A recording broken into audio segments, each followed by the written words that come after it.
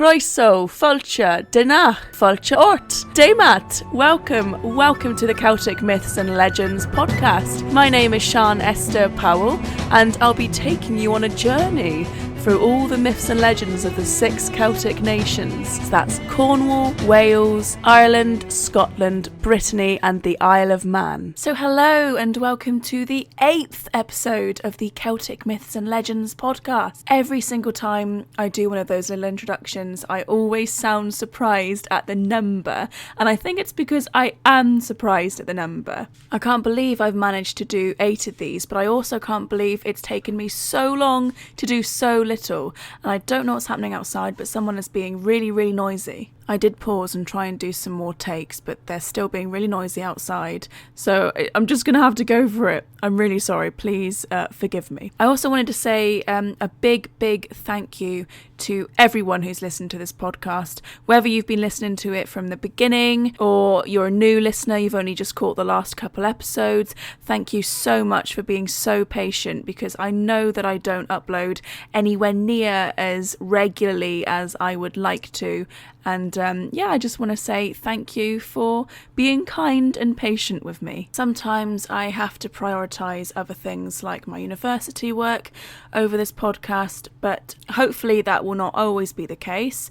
I am determined to continue making this podcast for as long as possible. I have lots and lots of fun making it and researching all the topics, and I hope you have fun listening to it as well. So, episode 8, that means we've gone all the way through the 6 Celtic nations, because last week we were back to Cornwall, and of course my very first episode was on Cornwall. Cornwall, the land I love. There will be singing in this episode, be warned, and you will find out why very soon. I'm sorry to have to subject you to that. I really love singing, but I don't think that I'm very good at it. It's the same as dancing. I love dancing, but again, I'm just not good at it. But who cares about talent when you're having fun, right? So that must mean today we are back on to Wales. And I did put on Facebook and Twitter, I put a poll asking if my listeners wanted another episode on the Mabinogion, whereby I would cover another branch of the Mabinogion. If you'll remember, my second episode, I believe, was the second branch of the Mabinogion, Branwen. But overwhelmingly, you answered Welsh folklore instead. I can't say I'm disappointed with that. I wouldn't have been disappointed with either. I love researching everything that I have researched so far for this podcast. I would like to do more episodes on the Mabinogion, and I absolutely will in the future. And again, I have to urge you to please read it. It is a fantastic text. Shauna Davis has a brilliant translation. It's just fantastic literature. You know, it has this brilliant magical realism quality to it, and you can totally see where loads of fantasy books have got their inspiration from it.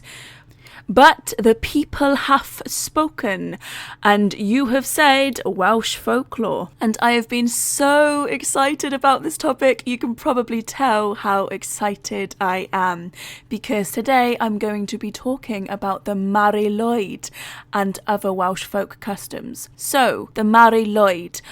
Recently, I've been seeing lots and lots of things about the Mari Lwyd online. This is probably due to this rising wonderful interest in folklore and folk horror. Very happy with that.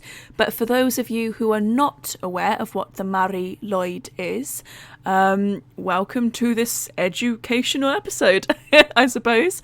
So, the Mari Lwyd is a wassailing folk custom in South Wales. Well, it originated in South Wales.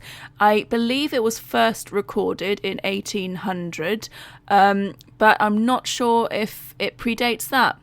Maybe that was just the first time that it was ever recorded in print. So what it entails is a group of men, traditionally. Now, when it happens, I don't think it really matters if it's a man or a woman holding the Mari Lwyd, but traditionally it would be a group of men who would carry a horse's skull on a stick, and it would have a hood on it, and that is the Mari Lwyd, the grey mare. Well, actually, there has been some debate on the etymology of Mari Lwyd, with some people believing that it means grey mare and some people believing that it means Holy Mary, because it is a Christmas tradition. So although it is an animal skull and that sort of seems inherently pagan in a way, it actually is a Christmas and Christian tradition. So I really love that kind of element of it, that it's a Christian tradition, yet it has this kind of unique sort of Celtic paganness, if you will, to it. You see the same with Cornish folk customs as well. Things that are a little bit spooky, a little bit creepy, a little bit strange, a little bit evocative of the natural world, and yet still Christian folk customs, of which wassailing is certainly a part. So let's delve a little bit into what wassailing is. So a wassail is a spiced drink. It's usually a spiced ale, so wassail, or it's mulled cider, or like a spiced mulled wine. But either way, it is an alcoholic beverage. You even have the wonderful verb wassailed. He wassailed the night away. And there are two distinct types of wassailing traditions. One involves door-to-door knocking and singing. So this is a very popular type of folk custom, and like I said, it happens at Christmas time. So now arguably it's been replaced with Christmas carol singing instead. But where is the fun in that, I ask you, if you're not carrying a horse skull with you or asking for mulled ale in the process? It might be more wholesome, but I think that wassailing is more joyous in a way. Here we come a-wassailing among the leaves so green. Here we come a-wandering so fair to be seen. I did tell you there would be some singing. So in some customs you are holding the bowl of ale, you're holding the wassail, and you are asking the people inside their houses for a drink of the ale in exchange for gifts and other items. Whereas some customs, like the Mari Lwyd, and I'll get into that a little bit more, ask for ale and ask for food and drink from the people inside their houses who are just trying to mind their own business. So the general sort of sentiment behind the singing is very joyous. It's all about wishing you happiness and good health, have a good Christmas, have a good New Year. So it's very, very positive. It's very sweet in its sentiment. But I also think that depends on if everyone involved in the wassail is on board. So there's a lot of really, really interesting social history behind wassailing, because it's believed that in the Middle Ages, wassailing customs were this kind of reciprocal gift exchange between peasants and the rural poor and their feudal lords. So you'd have groups of peasants, and they would visit their lord, and they would, offer ale, or they would ask for ale, and it would be, I wish you good cheer. And the Lord would say, I wish you good cheer as well. Here is some food, here is some drink. Have a good time, basically. But that's quite a wholesome look at the whole thing. And there's also been theories and speculations that it is sometimes a little bit more sinister than that. Inevitably when you get groups of young men together and young people in general, and they're drinking lots and lots of alcohol from door to door, getting progressively more and more drunk, there will be some rowdy behaviour. So if you had a lord that wasn't feeling particularly up to it that day, and they didn't want to give you any food or drink, then there's probably a chance that your house might get vandalised or something like that. But that's of the past, okay? Let's forget about that. We're talking about the nice kind of wassailing. The wassailing that entails terrifying, creepy horse skulls. So there you go. That door-to-door caroling or singing wassailing is only one of the types of wassailing customs. The other is the orchard wassail. Now, the orchard wassail is a little bit more pagan in nature because it entails singing and dancing a wassail inside or in an orchard, and basically you're trying to lift evil spirits away from the orchard. You're trying to awaken the apple trees so you can have lots of lovely apples to make lots of lovely cider. So I like the orchard wassail. Well, I like both of them. And you have a nice cup of cider, and I think the queen of the wassail is lifted up into a tree, and she leaves her toast of cider in the tree to toast the tree for the coming autumn. So you can have a lovely harvest with lots of fruit. So it's this kind of toasting to tree spirits that kind of makes me say it's a little bit more pagan in nature, because you have this idea of nature spirits that you are toasting good health to in order to receive good health yourself.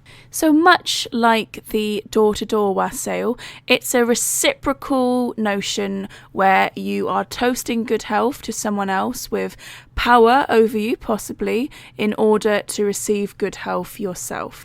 And then you get to make a lovely big racket, and then you're off to the next orchard to do the same thing again. So unbeknownst to some of you, this is actually still quite an active custom in the West Country, where cider is still regularly produced. So Somerset and Devon, I believe this is still quite a big and popular custom.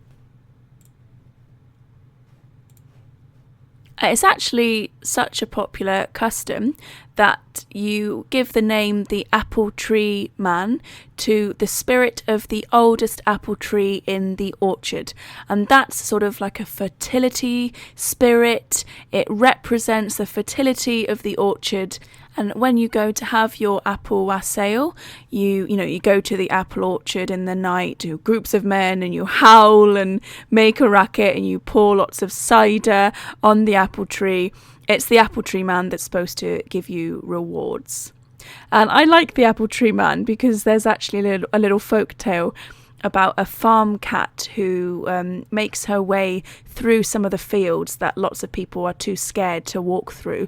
And she quite bravely traverses some fields and quite curious, And in this instance, curiosity thankfully did not kill the cat, because the apple tree man seemed very fond of cats. And the little farm cat finds her way in the path of the apple tree man, and he says to her, "Ooh, little kiddie, you better go home now, because lots of people are about to come into this field and start howling and shooting guns in the air and throwing cider all over the tree roots. So, be off with you, be safe." And she does, she goes home. And that's the end of that story.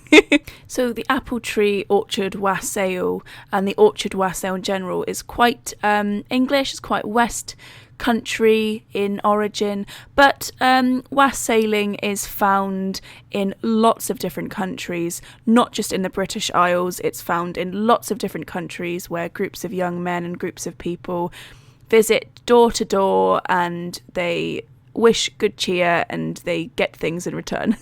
So I like the idea of wassailing. You're just bothering some rich people to give you some nice food and cider. I mean, no harm in that. Running around howling in fields. It sounds great fun to me. But lest I forget and lose myself in this tangent, we are here to talk about the Mari Lwyd, which is a very particular type of wassailing custom. So the Mari Lwyd originated in South Wales. And basically, as I said before, it entails a group of people. One of them needs to hold up the Mari Lwyd, another acts as the leader and main singer, and the others just accompany the party. So you carry the Mari Lwyd from door to door, and it's expected initially that the people in their houses are supposed to say no when you first appear at their door, and you sing let us in, and they're supposed to say, no thank you, you're pretty creepy. And then it goes back and forth like that. And eventually it's sort of given that the people in the houses will relent, and they'll say, oh, yeah, okay, come on then. I've had some time to adjust to this creepy horse head, and now it actually looks kind of cool. Yeah, okay, come inside, have some food and drink. Well, that's how I like to imagine it goes down anyway. So, I mean, I can't help but think to myself that when you go door to door and every single house gives you food and drink, you're going to be really, really full, like really quickly. Maybe villages and towns were just a lot smaller back then. You know, you end up going to 4 houses and then you're like, okay, that's me done. Someone take over. Someone take over for me. You can carry the stick now. But again, that's just showing my my lack of education on this topic. But now that I have a car, I only just passed my driving test a few days ago, and I bought a new car yesterday, and I went for my first car ride today. This tangent does mean something. It basically means that now there's loads of folk customs and festivals that I was never able to get to, and now I can drive and I can finally get to some of them. Because it is the 17th of January tomorrow. I'm recording this on the 16th. And actually, I failed to mention that a lot of Wassailing customs happen in July. So they happen before the Gregorian calendar was abolished in 17th of July, which was the old 12th night. So I'm going to have a little drive around, a little peep at the internet and see if anyone is running around some orchards or singing at manor houses tomorrow evening, and see if I can join in. Who knows? We'll see. But anyway, so you would go door to door. And like I said, you would ask for food and drink and you would receive it. So I love this because you have this horse girl, and loads of people find it super, super creepy. And I love it personally. I think it looks brilliant. And I actually think this is a big reason why it's sort of had a resurgence in popularity, because the aesthetic of the Mari Lwyd fits perfectly with this idea of folk horror, doesn't it? You know, you have this kind of folk custom that's strange and weird and curious and bizarre, and it's very kind of creepy and gothic looking, and lots of people love that. So it's actually the Mari Lwyd's inclusion in lots of artists' work that has helped revive it. So I think it lost some popularity in the early 20th century, and now it seems to have a big resurgence in popularity, and lots of Mari Lwyd events are happening again, which is awesome, and I really, really must find a way to take part in one. I basically I think I want to be the person that holds the Mari Lwyd, so it might get hot after a while, you know, you're walking around and singing and dancing from house to house, you know, in a hood with a big horse skull on you. But I think it would be kind of fun. And that's a big reason why I love these folk customs, because they're just about bringing communities together. You know, they're communal activities, communal customs, where you visit your neighbours and you get to sing at your neighbours and have them sing at you and exchange gifts and food and drink and good cheer.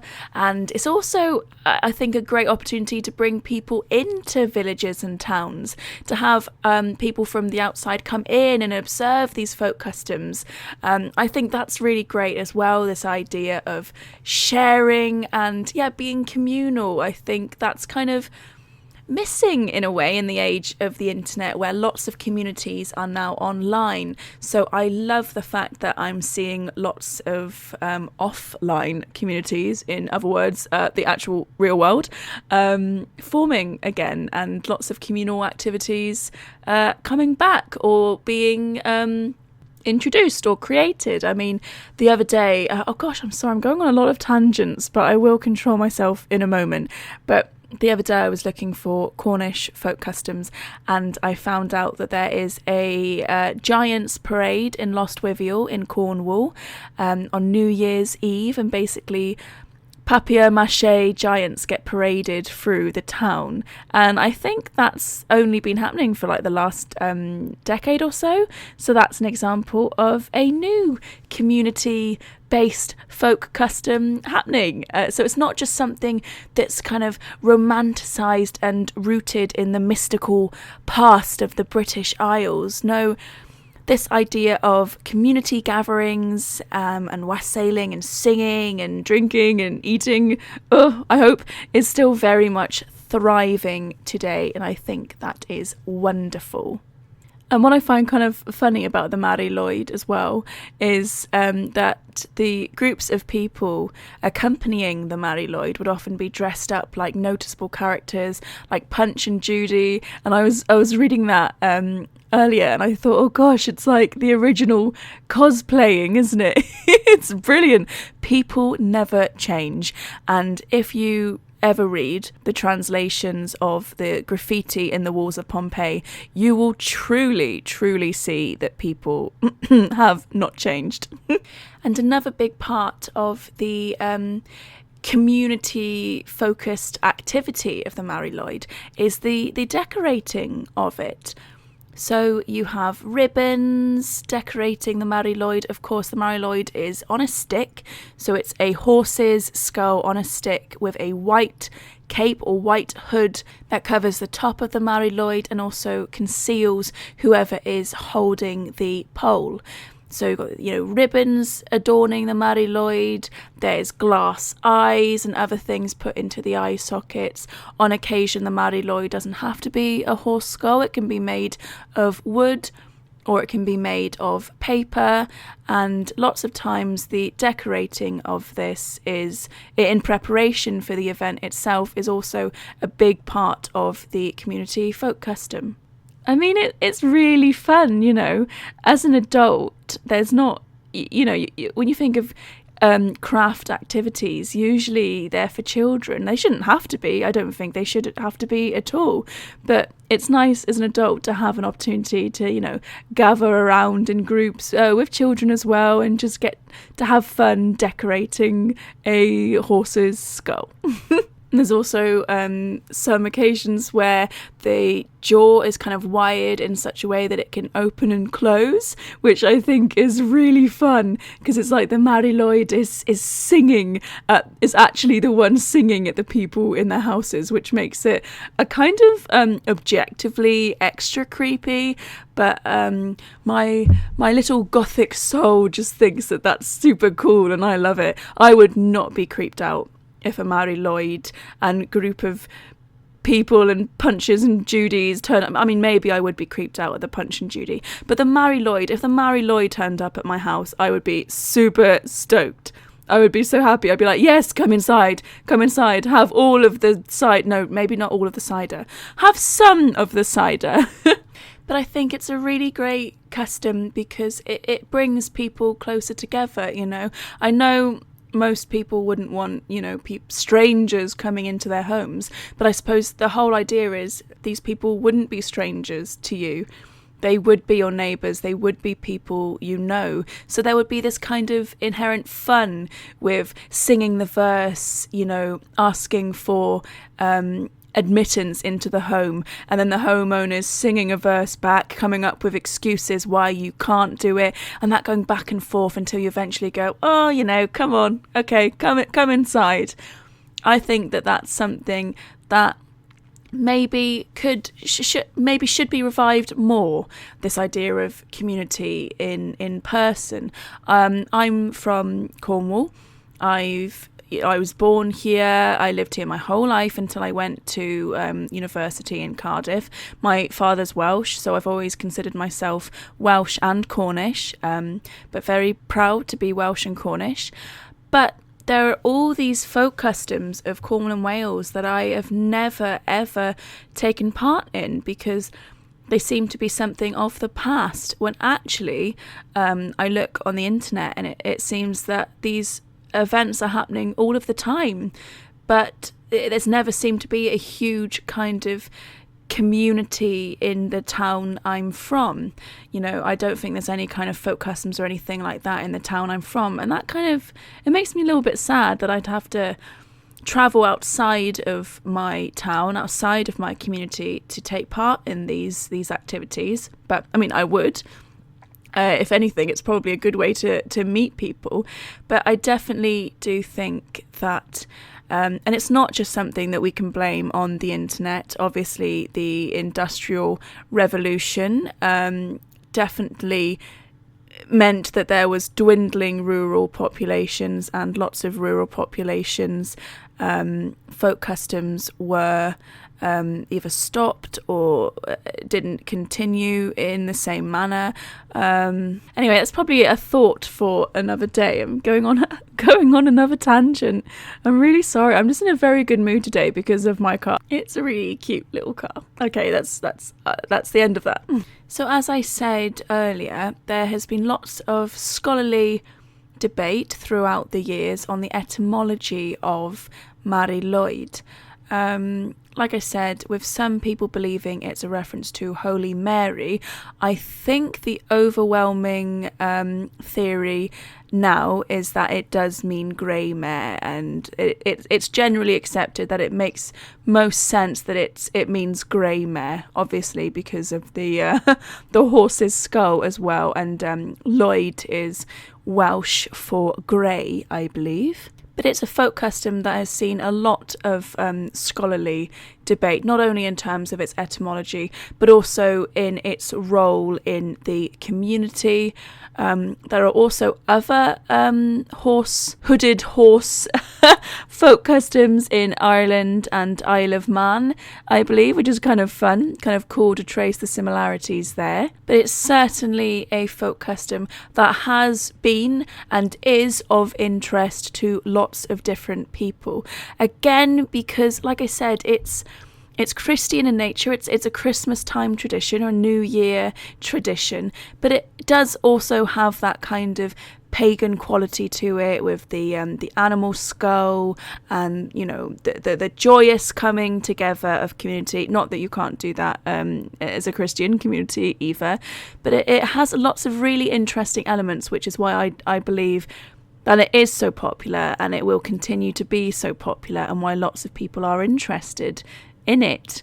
You see lots of artists' representations of the Mari Lwyd, and artists from all over the world drawing the Mari Lwyd, which I think is really cool. I love that. One of my favourite things about folklore, and I've said it so many times, is this idea of sharing folk tales and sharing folklore and folk customs, and noting similarities between folklore and folk tales of people across the world in various cultures. You can see similarities here and there, and I think that's great, because I think it kind of shows that people are more similar than different, whilst also maintaining that each individual community has its unique parts, has its individuality, and you don't need to sacrifice that individuality to also show that generally human beings are better united than not.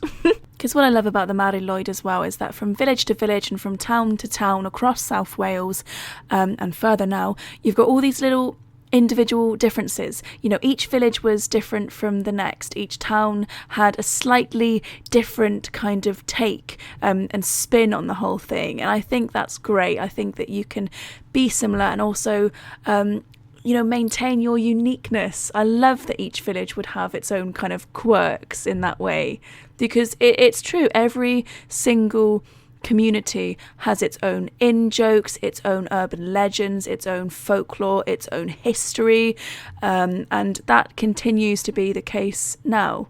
The kind of accepted scholarly view of the Mari Lwyd is that it is a Christian tradition.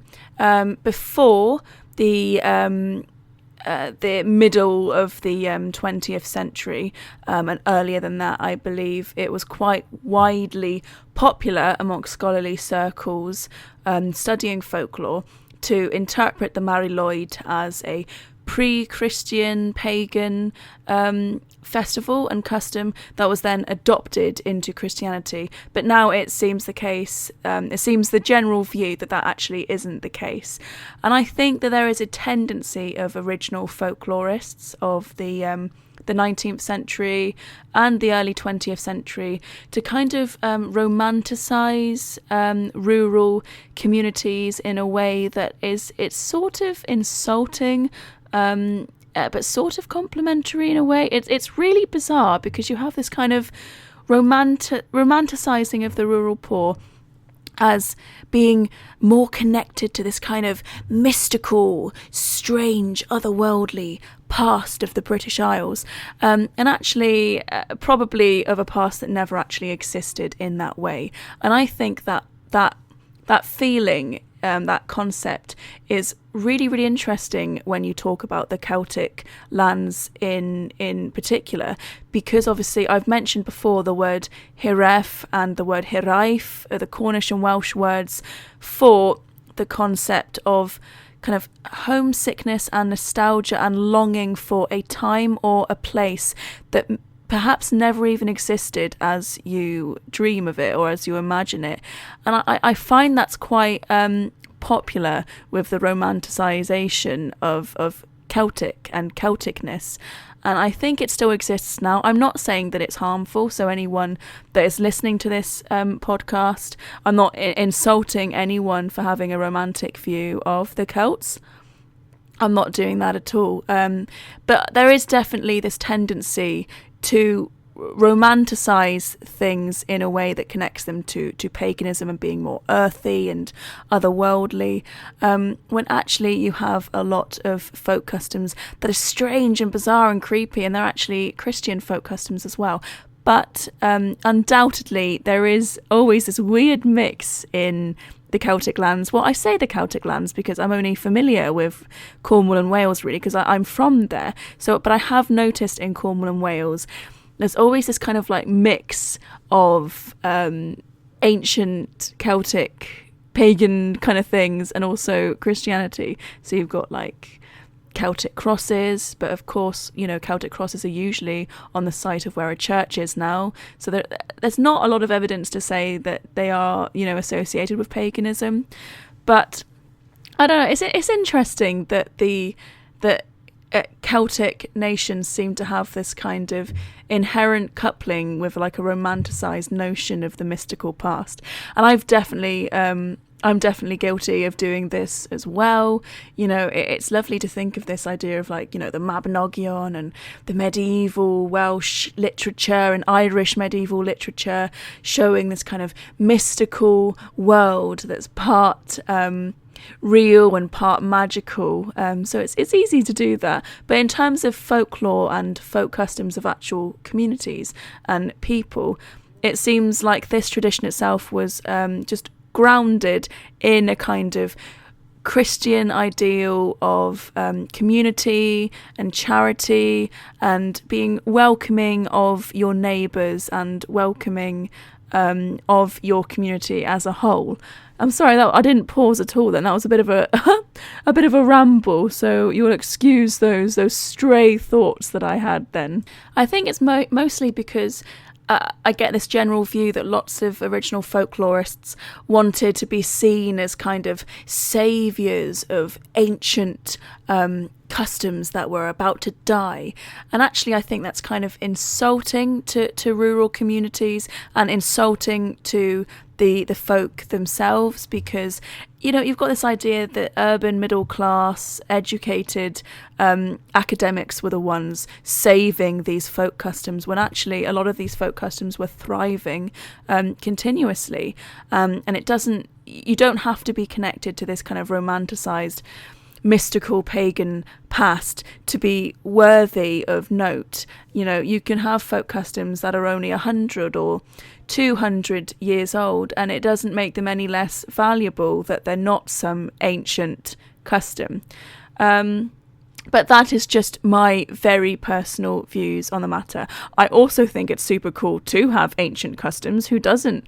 But I just think that there shouldn't be an inherent value associated with age when it comes to community-focused customs, because I think the real value in these folk customs is the fact that, like I said, they do bring communities together. And I think that that's something that's really, really important and should be integral to communities, to have these activities that bring us together, where we can have fun, where we can get to know people, where we can show hospitality and, kindness. But again, I'm really going off on a lot of tangents today. I'm very chatty today, if you can call talking into my microphone chatty. I mean, I do, it's not the first time I talk to myself. So as I said, the Mari Lwyd was first recorded in 1800 in J. Evans's A Tour Through Part of North Wales in the year 1798 and at other times.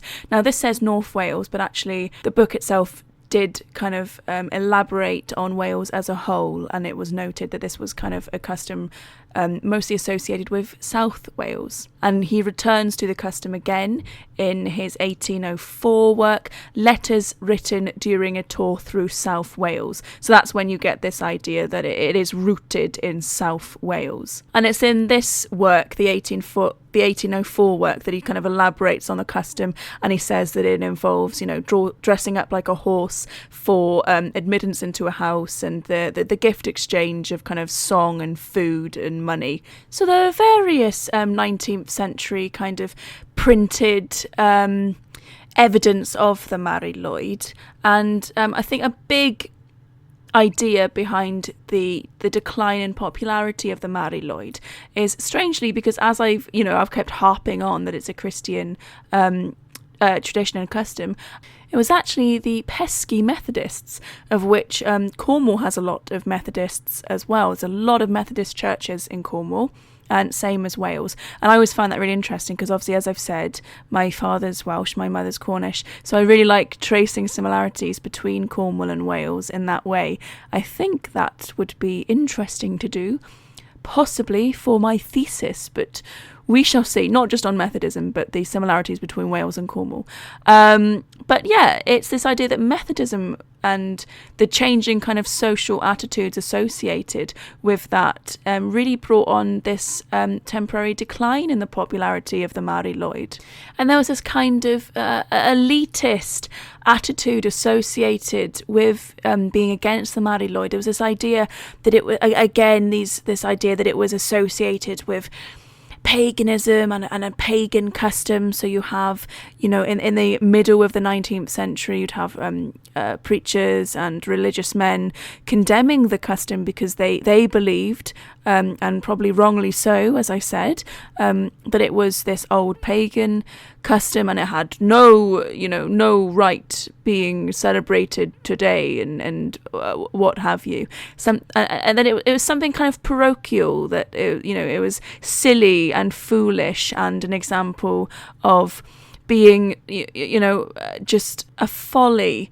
It's quite sad, actually, because there's this idea of having fun and being joyous and not being serious all the time was somehow a bad thing. And I don't see how that could ever be a bad thing, being a happy community in that way. But it was seen as a folly. And that's just one kind of scholarly opinion on why it declined in popularity for some time in the 19th and 20th centuries. And you see this kind of negativity and elitism targeted at a lot of folk customs. This idea that rural people are uneducated and foolish and superstitious, and you shouldn't take their beliefs and their customs seriously. And obviously, being from Cornwall, being from a rural county, I definitely take issue with that very elitist attitude. I think that it's rooted in classism, it's rooted in elitism, and it's quite bigoted in a way. So that's all I'll say on that. But there was also scholarly theories suggesting that the decline in popularity is also due to the changing social climate of Wales during the 19th century. Obviously, the after effects of the Industrial Revolution, as I mentioned earlier, where rural communities were were changing in a way. Communities in the British Isles were changing drastically from what they had once been. You know, there was a rise in literacy, there was a rise in getting your information from outside of your community. So it is interesting to kind of contemplate this decline in lots of folk customs, you know, during the Industrial Revolution and during times of advancement technologically, because it kind of mirrors the internet today, and I think that's really interesting. But actually, arguably, the internet and technology doesn't hinder folklore. In fact, it can be a really great means of sharing folklore, even though you have communities online as opposed to in person a lot of the time. The internet has created its own folklore and urban legends, and again, this is another tangent. I think I should just have another podcast where I just ramble on and on about folklore, just being a nerd. Maybe it's not this one, but who knows? I don't think anyone would want to listen to that for 40 minutes at a time, even though this has been 40 minutes of basically me just being on a tangent. So I hope you can forgive me that and indulge me in it for this one episode. Let's be fair, every episode I do go on a little bit of a ramble anyway. But despite this lack of popularity and declining popularity in the 19th century, it seems that in the 20th century, in the second half of the 20th century, there was a resurgence in popularity of the Mari Lwyd folk custom, and there has been lots of Mari Lwyd events happening in all sorts of places in South Wales, including Maesteg, Caerphilly, Llantrisant, St Fagans, Cardiff, Aberystwyth, Chepstow, and also in lovely Cornwall apparently, and Isle of Man, as I said. So there has been this kind of resurgence and revival of the Mari Lwyd tradition, and it doesn't seem like it's going anywhere. In fact, it seems with every kind of passing year it's getting more and more popular and more people are becoming interested in it. I think that similarly to saying that the decline in popularity of the festival and the folk custom was because of the rise and the advancement of technology, it also makes sense to kind of posit that the decline in industry within Britain has also meant that there has been a resurgence in folk customs and traditions, because there isn't such a reliance on industry as there once was. You now have communities left kind of feeling a bit bereft and wanting to connect to their past in a way. So I think that definitely makes sense to me, and I think that that's really interesting. There has also been recorded lots of other folk customs differing from village to village that are similar to the Mari Lwyd but maybe aren't completely the same. So for example, they would share similarities such as the use of a horse skull for various purposes. And this is something, again, like I said, that you can see across the British Isles. And as I said earlier as well, you can see wassailing. Maybe it's might not always be called wassailing, but you can see customs in various countries which involve groups of people going from door to door, singing and receiving gifts in exchange for that. So I think that's really all I have to say on the Mari Lwyd. I was going to go on a little bit about some other folk customs, but I think because I'm at 44 minutes now, I didn't quite expect to talk this long about this, but like I said, I rambled on a bit somewhat. Hopefully you enjoyed this episode. I had lots and lots of fun recording it. It was really good fun reading about the Mari Lwyd and reading about these various folk customs. I don't know when I'll next be uploading an episode. I hope that it will be February. I think it will be February because I've just finished another piece of university work. Hopefully that passes and then I can go on to writing my dissertation. Yeah, I hope to upload another episode in February. I think that will be the Irish episode, I believe. So that should be good fun. And I'm not saying for certain, but I'm thinking I will dedicate it finally to banshees because I love banshees. They're one of my favourite folkloric creatures. And I'd really like to try something a little bit different with the banshee episode. I'd like to really, dissect it a little bit and show some popular culture examples of the banshee. And like I said, dissect why we think the banshee is creepy when actually she's compassionate. Okay, I'll leave that for the banshee episode. I don't want to just spoil myself on it now. If you like this podcast, if you enjoy listening to it, I really cannot stress how much I appreciate you rating this on iTunes, leaving it a review. I love reading all the reviews. I read every single review. There hasn't been a huge amount, but there's been quite a few, and every single one is super lovely to read and it makes me smile. I'm thinking eventually I'd like to upload this podcast to YouTube in a way. I think that would be really great. I'd eventually like to get a camcorder or a video camera and do little snippets where I visit places in Cornwall and wherever I can drive to now, and do little kind of history videos on the local history and folklore of the area. So please get in touch with me and let me know if that would be something that you'd be interested in watching. You can get in touch with me via Twitter or Facebook. On Facebook, I'm just the Celtic Myths and Legends podcast. On Twitter, I'm Celtic Myths Pod. On where else am I? Oh, on Outlook, on email, I am celticmythspodcast@outlook.com. I believe that's the right one. I think I've given the wrong one at times before, but you can get in touch with me there. And please do. I've gotten a few emails from people in the past that have been really great. I've really enjoyed talking to people in that way. And if you ever want to get in touch with me personally, I'm on Twitter @SeanEsther. So you can always leave me a message on there asking me about folklore stuff, I suppose. I hope you all have a lovely day. I hope that you had a lovely Christmas, a lovely New Year, and those of you who are celebrating Twelfth Night tomorrow night and howling in orchards or knocking on manor houses, I've got this romanticised view of what people are doing tomorrow night now. I hope you have a great time. So thank you for listening, and until next time, goodbye.